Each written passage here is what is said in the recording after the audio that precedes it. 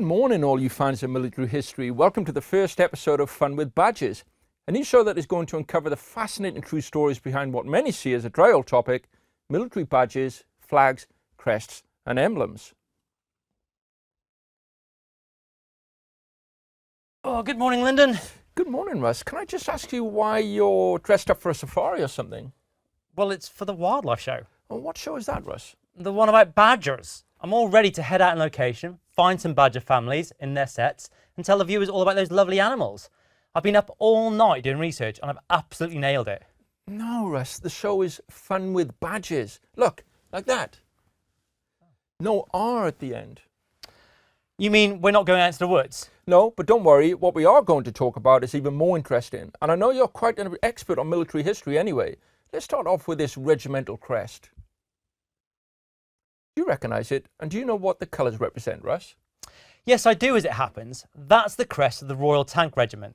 The colours are brown, red and green, which are traditionally described as going through the mud and the blood to the green fields beyond. That's a nod to the origin of the tank on the Western Front in World War I, where it was introduced as a secret weapon by the British and first crewed by the heavy branch of the Machine Gun Corps.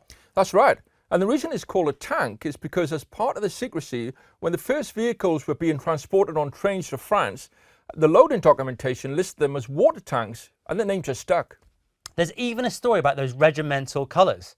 On the eve of the Battle of the Cambrai in 1917, where the shock of armoured warfare was unveiled for the first time, the commander of the Tank Corps, Sir Hugh Ellis, suddenly remembered that as a brand new unit had no flag to fly into battle. So he went into the local town and found a ladies' hat shop, where he asked the owner what material she had. Of course, it was wartime and she had almost nothing, just some offcuts of red, green and brown silk. Ellis said, "Great, please sew them together and I'll pick them up later," and a legend was born. What a great story, Russ. Another interesting fact about the Royal Tank Regiment is that the officers commanding the squadrons are called by the name of the squadron. So the officer commanding Ajax Squadron is always called Ajax, and even has his name label on his uniform. Similarly, the other squadrons, Badger, Cyclops, Dreadnought, Egypt and Falcon. Whoa, back up there. What was that second squadron called? Badger Squadron, Russ. Oh, I see where you're going with that. No, that's a coincidence. I'm sorry, Russ, this is definitely not your great opportunity to join the Cast of Country file. The other interesting thing about those squadron names is the name for D Squadron, Dreadnought. Back in 1915, when the first tank gunners were being trained, they were sent to the Royal Navy Gunnery School down in the southwest because someone had reckoned that learning how to shoot a gun while bobbing over the waves would be the best preparation for the rolling motion of a tank moving over the mud and trenches in France. When it came time to choose a motto for the Tank Corps, Dreadnought was suggested because of the naval connection, but it was decided to vary it to Fear Nought instead. Today, Dreadnought Squadron maintains that history, and the regiment has strong links with HMS Kent and HMS Vigilant. Isn't history great, Russ? Let's move away from tanks and the army and take a look at another great organisation, the Royal Marines. Now you're talking, Lyndon. As an ex-bootneck myself, there's nothing I like better than pulling up a sandbag to tell a few war stories and dits about the Corps. First of all, let's take a look at the badge itself. You'll notice elements here: the globe, the laurel, the words Gibraltar and Père Mer per Taram. Unlike army regiments, the Royal Marines don't put the names of their battle honours on their colours. That's the reason why King George IV chose the Great Globe instead of a battle honours, to recognise the Royal Marine service and successes in multiple engagements in every quarter of the world.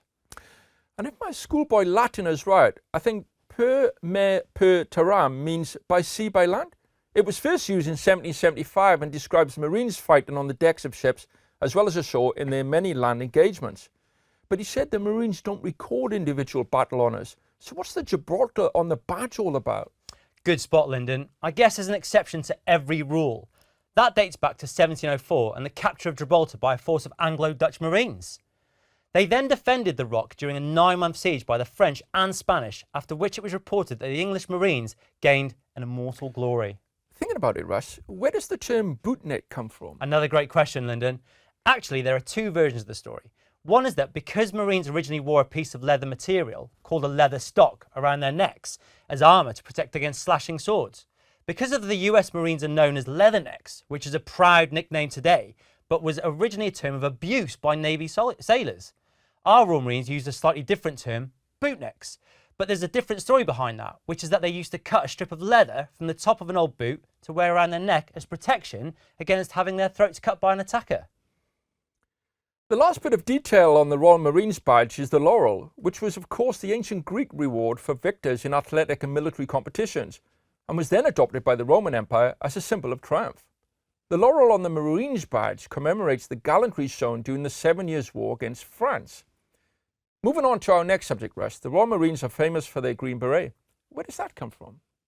I'm glad you brought that up, but I've got to correct you, Lyndon. In the Corps, we like to call it a green lid. Anyway, in 1940, Winston Churchill asked for a new force that could carry out raids against occupied Europe, and so the commandos were created. By 1941, volunteers from 79 different units had joined the new force, and the result was frankly dodgy collection of bonnets, forage caps, tam-o'-shanters and peaked hats on the parade square, a regimental sergeant major's nightmare. So, a decision was taken to go for a standard green beret. Today, it is worn by commando, paratrooper and special force units around the world.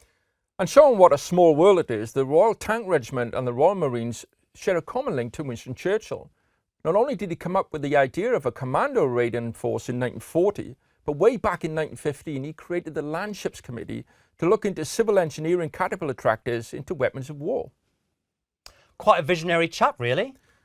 So thank you for joining us for this first ever episode of Fun with Badges. We hope you found the stories interesting and maybe even learned a thing or two. Please write in and tell us what you are interested in, and maybe even share some of your own stories that we can feature in future programs.